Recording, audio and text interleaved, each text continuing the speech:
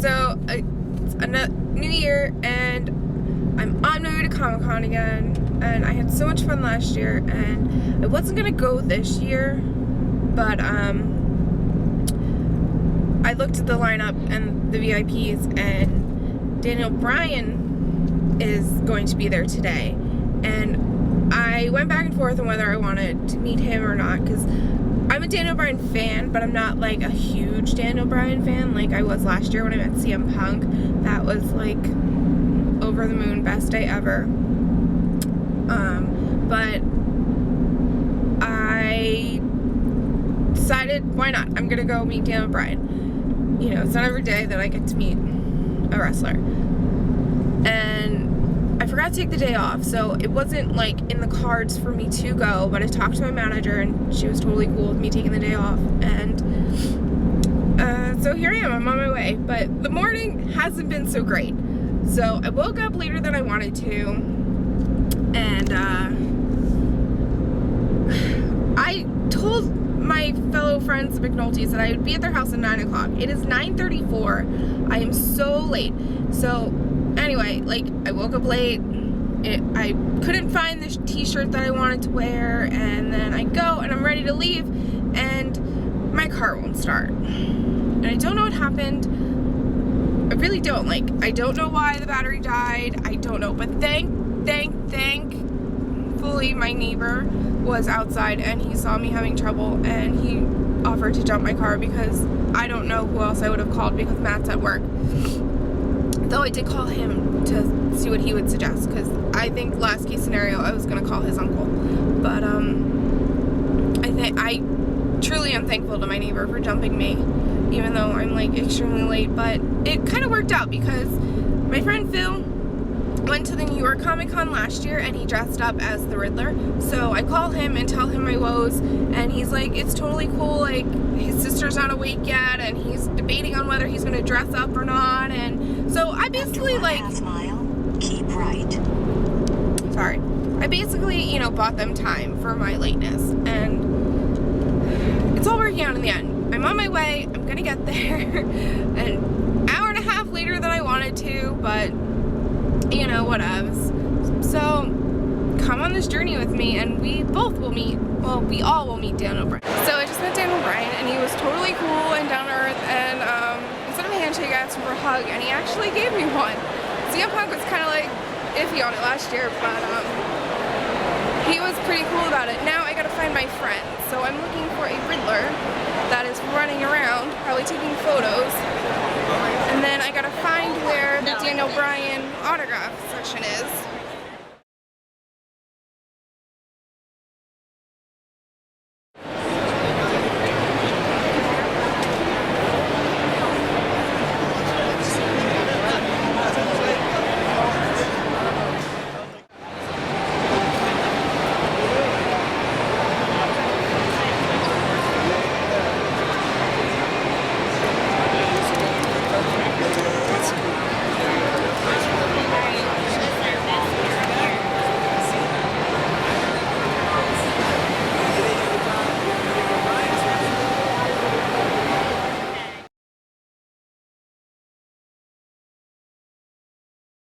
We are ready to go, and how often do we really get graced by the presence of a Hall of Famer?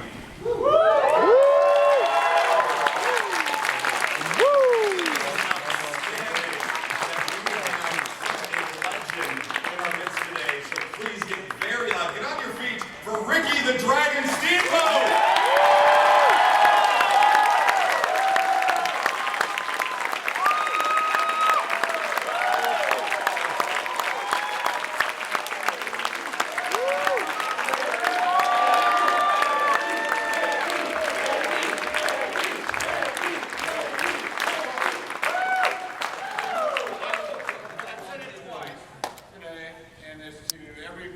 Session I've been here, I know some of you already said it, some of you already know what I'm going to say. But studying Steve Austin, I've always been a real big fan. So, in his behalf, and with everybody, are we having a good time? Let's do a Steve Austin, hell yeah. Oh, hell yeah! Are you allowed to steal other people's? You're a Hall of Famer. You can do whatever you want. And I guess. Okay, all right. Well, keep on your feet. Let's keep it loud. I think we know what to do here. We have one of the best ever and one of the best ever. Ladies and gentlemen, Daniel Bryan.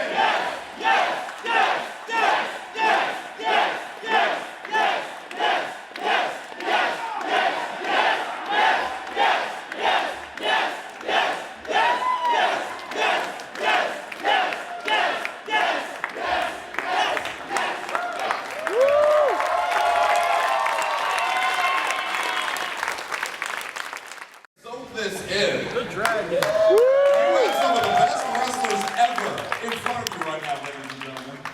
How incredible is that? Daniel Bryan!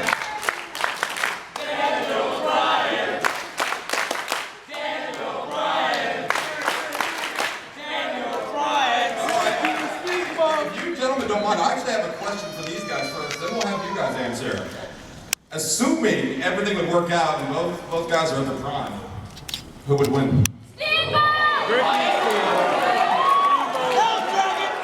be a no contest. 60 minutes. That's. No, I'm pretty sure I'd win.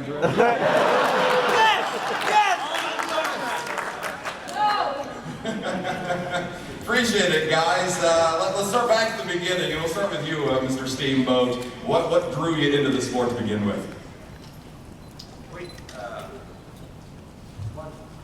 You know, they built me from Hawaii, but originally I grew up in St. Pete, Florida. And I watched Florida Championship Wrestling with Gordon Soley going through school. And on Tuesday nights, I used to drive from St. Pete over to Tampa and watch it at the Armory on Tuesday night, live. My high school sweetheart at the time went to Minnesota. Was going through to be a flight attendant. And her roommate was Donna Gagne. Her father was Vern Gagne, who was a promoter for the AWA, the old ones that know that.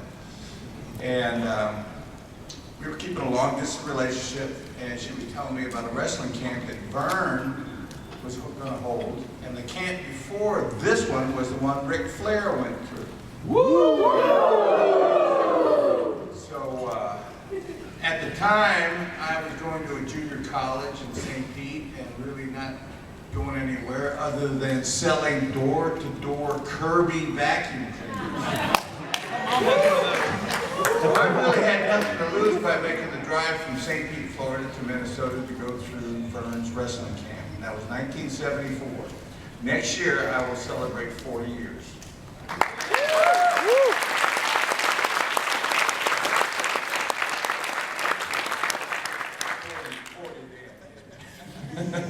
Does it feel like 40 years? No, I feel great.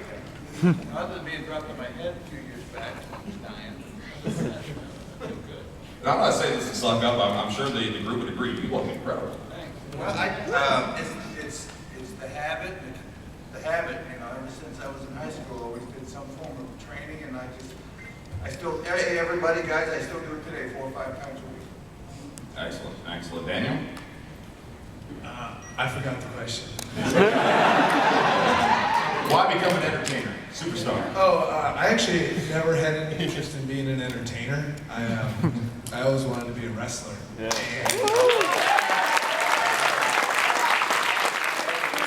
Because I remember as a kid, you wouldn't think this by the way I wrestle now, I loved The Ultimate Warrior. But it was actually what made me love wrestling was the Clash of the Champions when Ricky wrestled Ric Flair. And I remember I was like 8 or 9 years old and remembering the light flicking on in my head, the difference between what I was seeing like with all the bravado and all that kind of stuff and then seeing wrestling and then having this passion for wrestling. And but I didn't think I could do it because even Ricky was 220 pounds, all that kind of stuff. In 1996, they brought Rey Mysterio to WCW. Here's a guy who's 5'3", 135 pounds, and I thought, man, if this guy can do it, there's no reason why I can't. And then in 1999, after I graduated high school, I went and trained with Shawn Michaels, and then,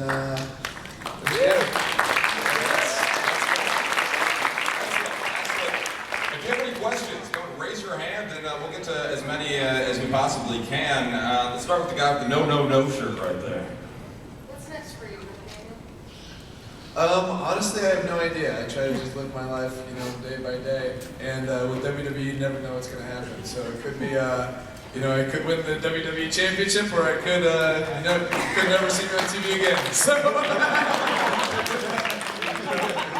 hit or miss. Well, I don't think we're done seeing you on TV yet, because you kind of have somebody close to you who I believe has a future ahead of him. So what are the odds that maybe Ricky and Richie are making some sort of appearance eventually?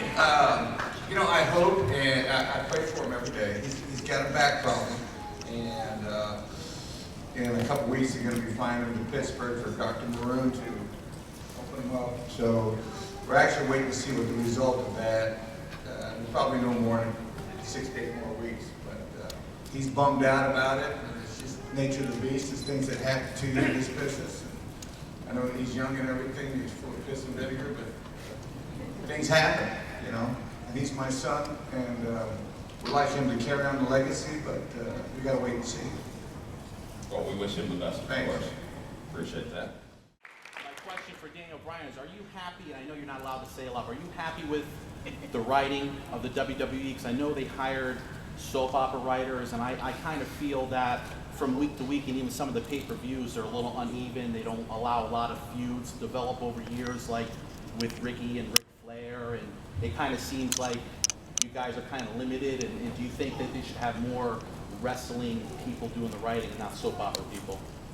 I personally wish there were more wrestling people doing the wrestling shows, but there's also a place for what they do. For example, the Kane and Me stuff, the anger management stuff. I don't know if any of you guys have enjoyed that. Or if y'all just thought it was stupid. You know, it's one of those things where it's hard because people who loved wrestling, I'm not sure if it's the same audience anymore. You know, the people who grew up like the stuff with Ricky and Ric Flair, and Ricky and Randy Savage, and all that kind of stuff.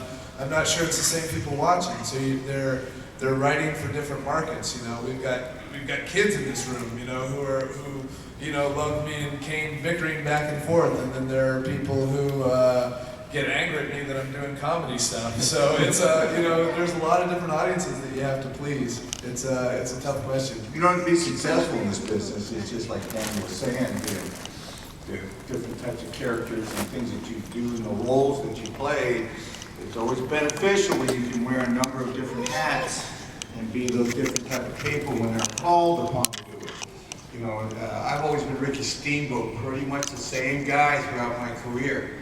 But now, you've got to be versatile, right? Yeah, I've had to be, let's see, since I started with WWE, I've been a rookie, I've been a virgin, kids close your ears. I've been a bad guy, I've been a good guy, I've been a crazy guy, I've been a boring guy, I've been a bunch of different things. So, yeah, I've been a vegan, so.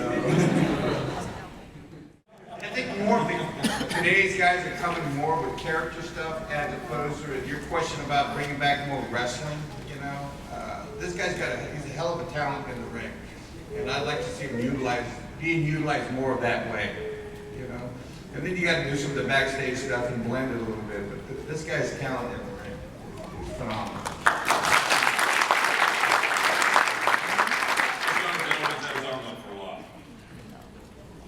I'm pretty sure a lot of people, my question for Daniel Bryan, a lot of people are probably wondering this. Do you ever mix up the belly ones?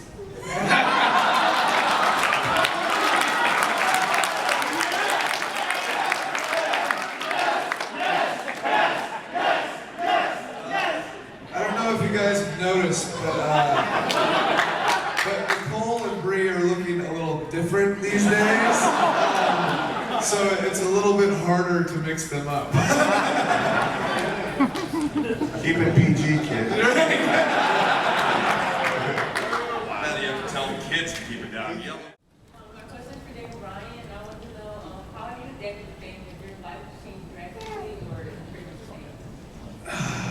gosh. Okay, so that's a difficult question. So my life has changed in the sense that like people know who I am, and that's weird. Like if you go to Target or something and you see your own action figure, it makes me feel stupid because I'm not doing anything different than what I was doing before. It's just it's on TV. And that blows my mind, because like I don't watch television. So like people are like, oh, there's William Shatner. Do you want a picture with William Shatner? I'm like, oh, that's cool that that's William Shatner, but I don't want a picture with him or anything. And so it's changed, but it's in really weird ways. People like this. I've wrestled in front of less people than this, in a room smaller than this. And when I came out, instead of people saying yes, they just looked at me with apathy. So just coming out here and all you people doing that, that's one of the main ways that my life has changed. So. What was, for both of you actually, what's your favorite on the road story? Like, would you for the ride? Can you guys hear that question in the back? Favorite on the road story? Breaking the whole PG thing. Ring of honor. Yeah, I mean, like, it's strange because a lot of my stories involve taking WWE wrestlers to vegan restaurants with it not turning out very good. And like, I have so many strange stories about the ride back. You guys have no idea. This guy, I just can't tell him because I don't want to. I've done enough to bury the right back's career on radio interviews already, but he's just such a strange man. I wish you guys could know him. He's hilarious. I've told this one already, so I don't feel bad telling it again. But so he does. I thought at first that the Ryback was an eating gimmick. The whole feed me more, like because he legitimately eats so much food. Well, we went to Panera Bread, and they have a great Mediterranean veggie sandwich, black bean soup, you know, it's real nice. And, but Ryback didn't know how to order there. And so me and Cody Rhodes, we each have our little thing, and he's sitting there eating, and Ryback is just flustered, just absolutely flustered. And he comes in, and he's like, what am I even supposed to eat here? I mean, come on, there's nothing for me here. And Cody just walks up with him and he goes, look, they've got like chicken sandwiches, there's turkey, there's beef, there's all this kind of stuff. And so he gets to the back of the line and he's still flustered and he gets up and the girl at the front counter was, you know, God bless her for dealing with the Ryback. And so he comes up to her and he goes, hey, do you guys have grilled chicken? And she's like, she didn't understand the question, you know, and she's like, no, I don't think so. Do you guys at least have salads? And the lady just turns and points to a big sign that just says, salads.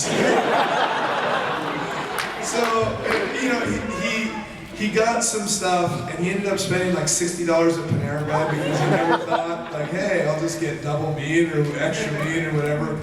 And then he comes up to me and Cody, and he says something to the effect of this. He said, oh sure, this is a great place for guys like you know, you small guys, but guys like me, we can't eat here. And so me and Cody just look at him, so. That's, you know, most of my Ryback stories don't have good endings, like they're just weird Ryback stories. I heard the rumor that you have to cut out early, Daniel. Is that correct? Oh, I don't know. I've got a show in Bethlehem, Pennsylvania today, but I heard it's only cheap plug for anybody who wants to go to the show. But I think it's only an hour drive or something, so I can stay here a little bit longer, I think. Yeah. She's asking Steamboat's advice for up-and-comers. My best advice would be to, well, the only road traveled for anybody young is try and get as many independent matches under your belt.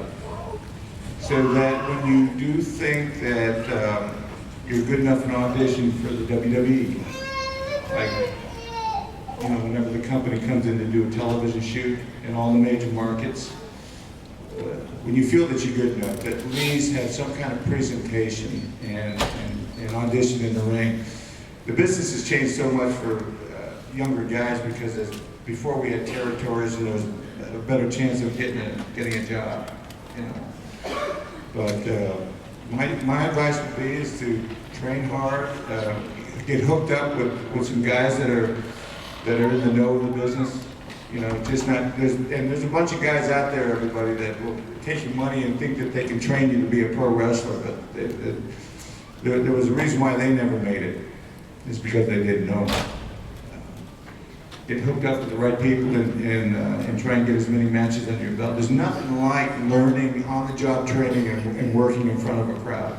There's just so much you can do inside of a building with a ring, a warehouse, a training setting, as opposed to being out there working in front of the people and listening and seeing what kind of reaction that you're getting.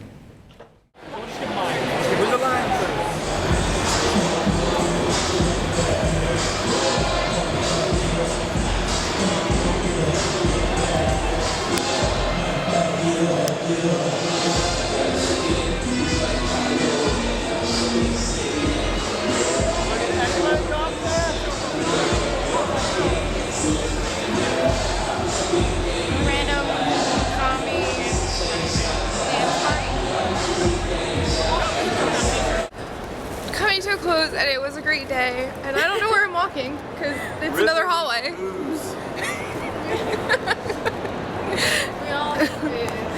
Daniel Bryan was really awesome and down to earth, and I don't remember if he said that or not, but the old man kept talking, taking his time away. The old man, Piper, or whatever his name is. Ricky the Steamboat Dragon. Steamboat, I mean. Did you call him Steamlight? I don't know. Oh, Jen. I'm tired. It's been a really tiresome day. We've been here since, I don't know, maybe noon, I think, and it's like 6:30 now. We're dragging. We just want to get her poster. It's true. Yeah, I bought this really awesome poster. My bestest friend right there. He's gonna drink all my alcohol. I need booze. And he's gonna take mine. The answer to the riddle's alcohol. Here, we're gonna miss Doesn't even matter. Doesn't even matter what the riddle's gonna be. The answer's booze. Don't mind him. We're very tired, as you can see. My ankles hurt. I got an awesome silhouette in the shadow.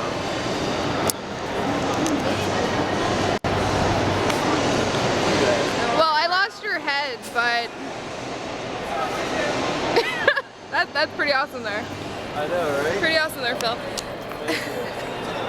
So we're gonna leave here soon. I'm gonna go pick up my really awesome poster, and yeah, I guess Comic-Con 2013 comes to a close.